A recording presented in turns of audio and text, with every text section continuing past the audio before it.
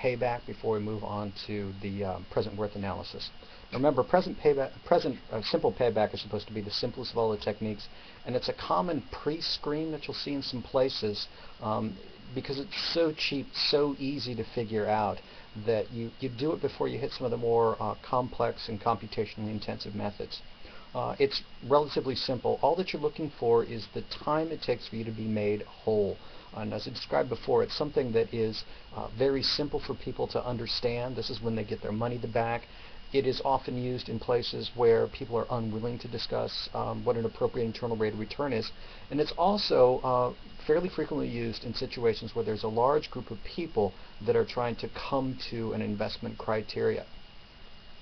And typically you're going to find it in laws and public decision-making processes. So let's go ahead and get to our examples here. And a common phrasing of a payback screen is that we'll only consider investments which have simple payback of 3 years or less than 3 years in this particular case. And let's go ahead and check into these investments that we have. The first one we have is investment A. Investment A costs you $15 in period 0, and then after that gives you these $10 benefits. What you should notice is that after that first year's purchase, you're $15 in the hole.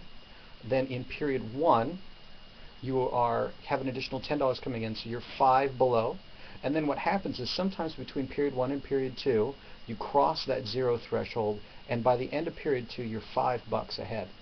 Now, I would say that this thing has a simple payback of between 1 and 2 years, but you'll see plenty of people that will do linear interpolations to say something along the lines of, this thing has simple payback of 1.5 years, or something along those lines. Now, I've seen this quite a bit. It doesn't mean it's the right thing to do.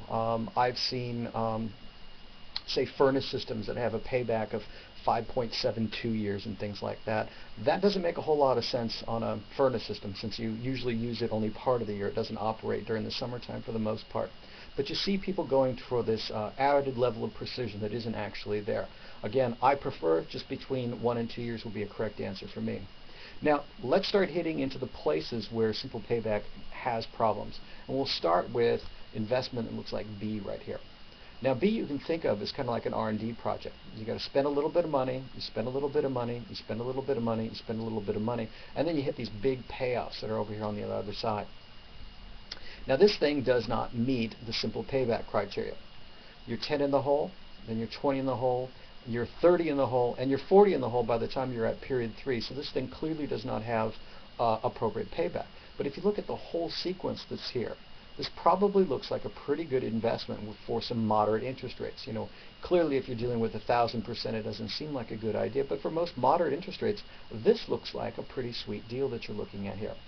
So what you should think about with simple payback is it's great for things like asset A that have this single purchase and then you get some benefits, but not so good for R&D style projects. Now, part of it is the logic on how simple payback works. For anything less than the cutoff date, it's as if the interest rate was 0, because things that are in period 0 and things that are in period 1 are treated as being in the same period. Everything after the cutoff date, after year 3, gets treated as if the interest rate is infinite. It doesn't really matter. That future doesn't exist. You don't care. And that's one of the big drawbacks that you're going to have of simple payback. It doesn't deal with any kind of benefits that are in the future beyond that cut-off horizon that you have of your criteria. Now, finally, we have the last problem that you're going to see with simple payback here in asset C. With asset C, you can see it's kind of cyclical. You have some costs, you have some benefits, then you have some costs again, then you have some benefits. You can think this could be something along the lines of, say, replacing a ballast in a lamp, getting some energy savings, and then replacing the lamp again, or perhaps the lamp and the ballast again, and then receiving some energy savings. So if you look at this one, you start off 15 in the hole. Then the next year you're only 5 in the hole. Then someplace between period 1 and 2, you've had a payback and now you're 5 up. Then suddenly you're 20 in the hole,